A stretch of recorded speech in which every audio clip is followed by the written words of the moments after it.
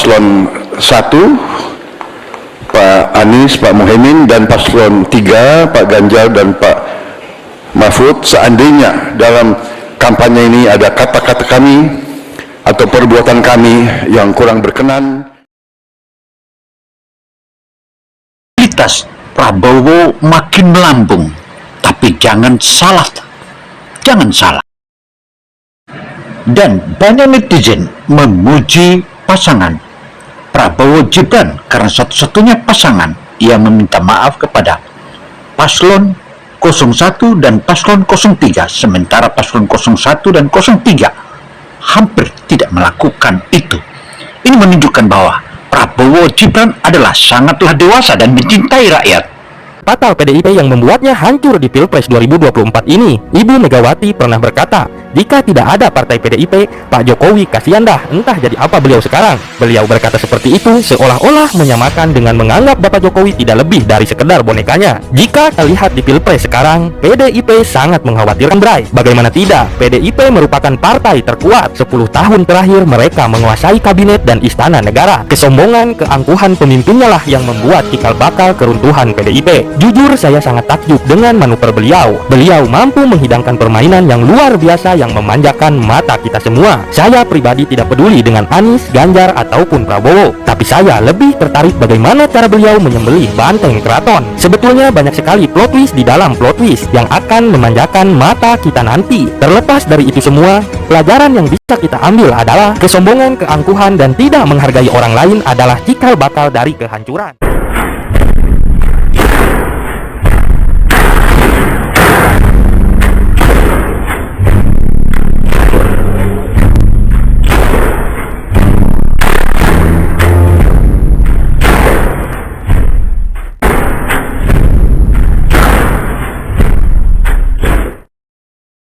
Assalamualaikum warahmatullahi wabarakatuh.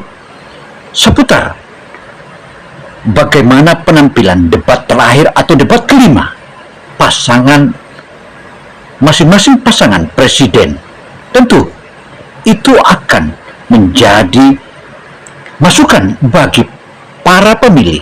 Dan yang menarik,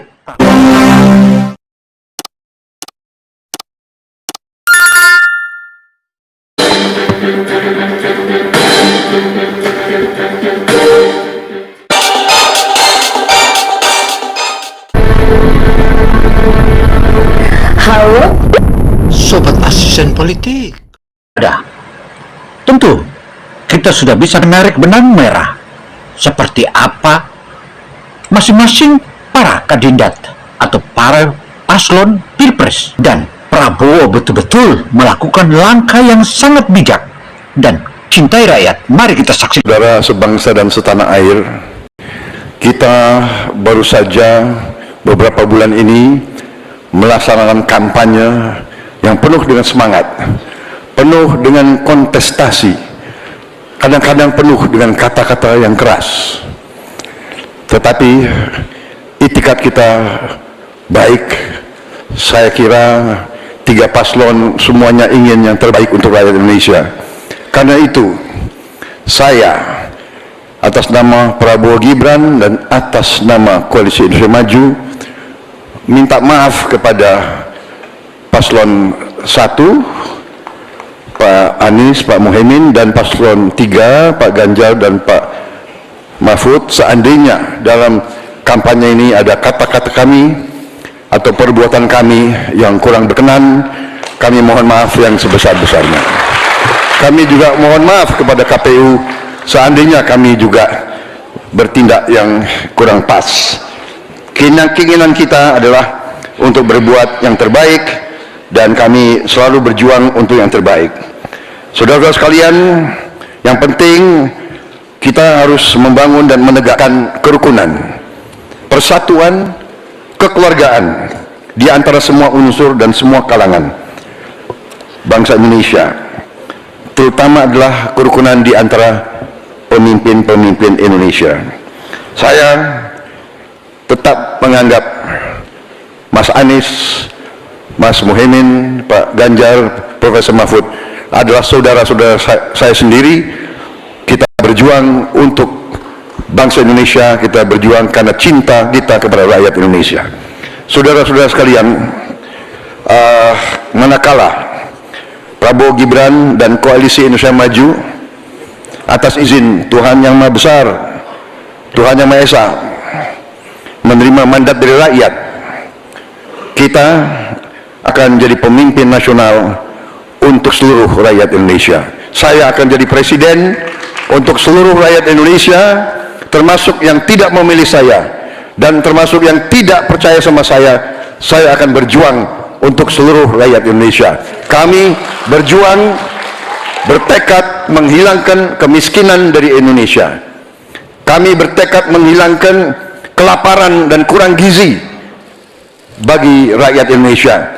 Kami bertekad mengurangi angka kematian ibu-ibu. Apa yang barusan dikatakan oleh Prabowo dalam penutupan debat yang terakhir itu menunjukkan bahwa salah satu calon presiden yang patut kita banggakan, dan begitu dia mencintai rakyatnya. Karena itu saudara, tak ada kata lain, Prabowo Gibranlah pilihan kita. Untuk itu saudara, ayo kita ikuti dan terus ikuti.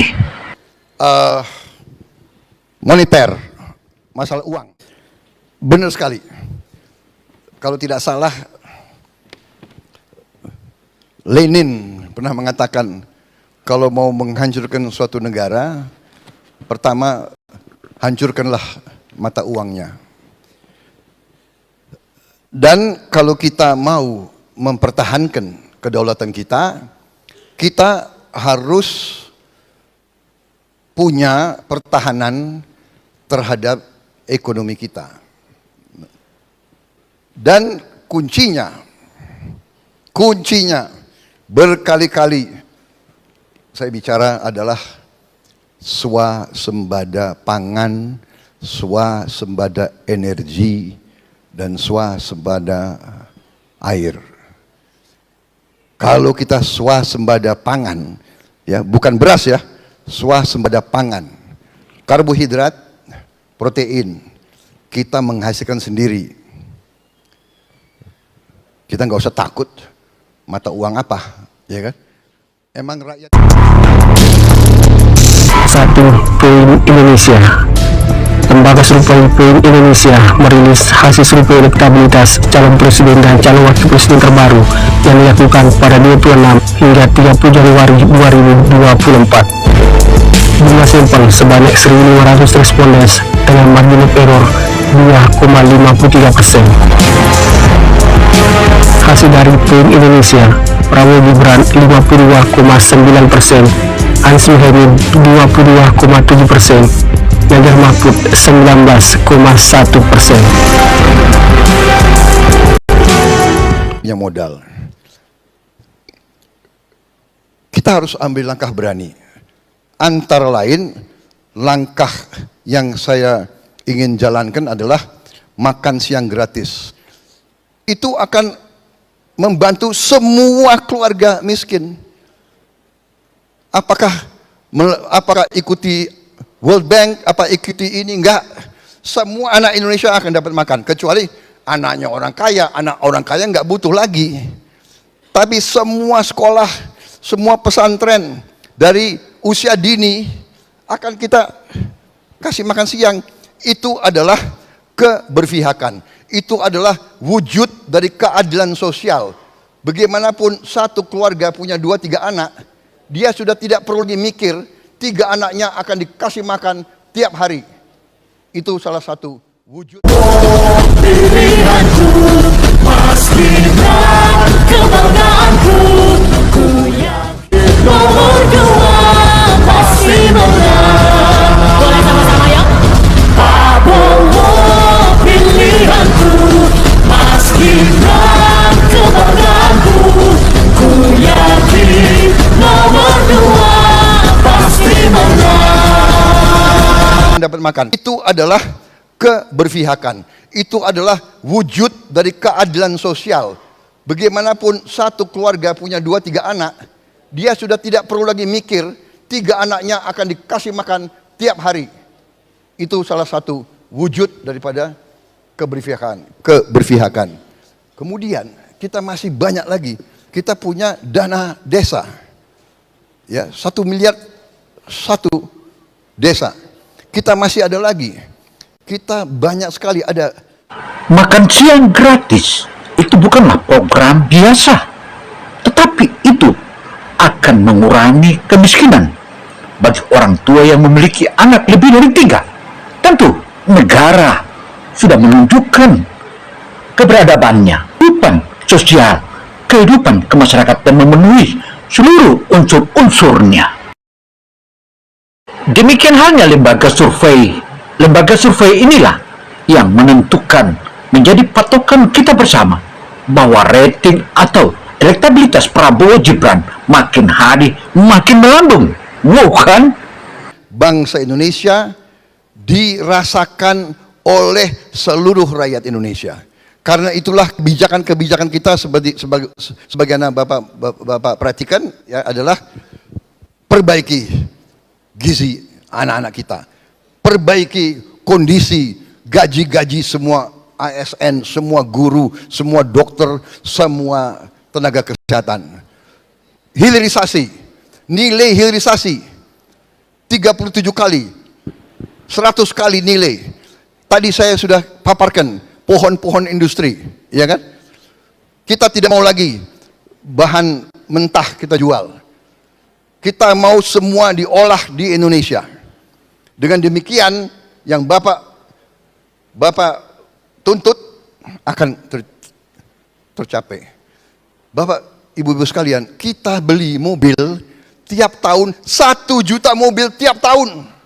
Masa nggak ada satu pun merek Indonesia? Kita tidak mau apa ya, 100% proteksionisme. Padahal Korea proteksionis 25 tahun. Kita kan bangsa yang baik. Tapi masa kita sudah 78 tahun merdeka, nggak ada mobil buatan Indonesia. Malaysia 1/10 kita berani bikin mobil Proton. Jadi ini kembali lagi will. Jadi saudara-saudara, benar, mari kita merdeka bersama-sama, mari kita berpihak kepada rakyat kita sendiri. Masa tidak ada insinyur Indonesia yang bisa bikin mobil? Ternyata ada. Saya menemukan ada profesor Indonesia lulusan MIT. Hari pertama dia lulus dari MIT, direkrut oleh General Motor. Dia kerja di General Motor kalau nggak salah 13 tahun atau 15 tahun. Saya dengar ada orang itu, saya dengar bahwa dia sudah kembali ke Indonesia. Saya tarik dia, Profesor, daripada Anda hanya ngajar di ITB, sangat penting, tapi Anda tetap ngajar di ITB, tapi Anda jadi Direktur Produksi Teknologi di Pindad, dan itu hasilnya adalah mobil buatan Indonesia. Ya. Ada anak-anak Indonesia yang hebat-hebat, ada, dan rata-rata banyak dari mereka botak-botak semua. Jadi nggak apa-apa, kita pakai orang botak semua untuk jadi. Prabowo memang mengandalkan kehebatan anak-anak muda Indonesia, dan orang-orang pandai Indonesia mulai dikumpulkan oleh Prabowo dan disatukannya dan diberikannya peluang untuk menaikkan bagaimana taraf ekonomi bangsa kita. Keberpihakan Prabowo Gibran dengan masyarakat ini makin dibuktikan oleh elektabilitasnya. Bahkan polling semua lembaga survei menunjukkan bahwa Prabowo adalah salah satu memiliki elektabilitas yang paling tinggi. Karena itu saudara dan pemirsa dimanapun ada di seluruh negara kesatuan Republik Indonesia, tak ada kata lain, janganlah membuang suara Anda kepada paslon yang tidak punya kekuatan. Ikutilah, masuklah dan pilihlah PDIP yang membuatnya hancur di Pilpres 2024 ini. Ibu Megawati pernah berkata, jika tidak ada partai PDIP, Pak Jokowi kasihan dah, entah jadi apa beliau sekarang. Beliau berkata seperti itu seolah-olah menyamakan dengan menganggap Pak Jokowi tidak lebih dari sekedar bonekanya. Jika kita lihat di Pilpres sekarang, PDIP sangat mengkhawatirkan, Bray. Bagaimana tidak, PDIP merupakan partai terkuat. 10 tahun terakhir mereka menguasai kabinet dan istana negara. Kesombongan, keangkuhan pemimpinnya lah yang membuat cikal bakal keruntuhan PDIP. Jujur saya sangat takjub dengan manuver beliau. Beliau mampu menghidangkan permainan yang luar biasa yang memanjakan mata kita semua. Saya lebih tertarik bagaimana cara beliau menyembelih banteng keraton. Sebetulnya banyak sekali plot twist di dalam plot twist yang akan memanjakan mata kita nanti. Terlepas dari itu semua, pelajaran yang bisa kita ambil adalah kesombongan, keangkuhan, dan tidak menghargai orang lain adalah cikal bakal. Memang benar adanya apa yang telah dipaparkan itu, dan ini menunjukkan bahwa PDIP dalam kondisi berbahaya.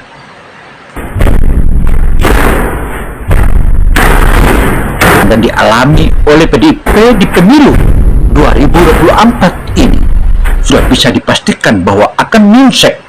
Bahkan kalangan pemuda-pemuda dan penggeraknya malah memilih masuk dan bergabung dengan Prabowo Gibran.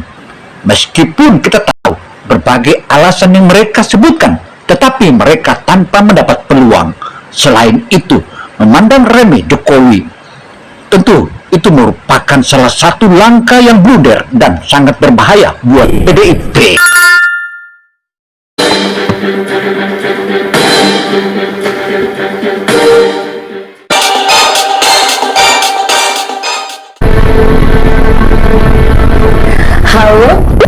Sobat asisten politik. Karena itu saudara, tentu saja apa yang telah kita paparkan itu merupakan kumpulan atau rangkuman dari berbagai media di tanah air, merupakan salah satu eksklusif yang patut untuk kita menjadikan perhatian. Saya Gino Samsudin Mirsad melaporkan. Wassalamualaikum warahmatullahi wabarakatuh. Semoga Allah Subhanahu wa Ta'ala melindungi kita semua. Oh, pilihanku Mas Gibran, kebanggaanku.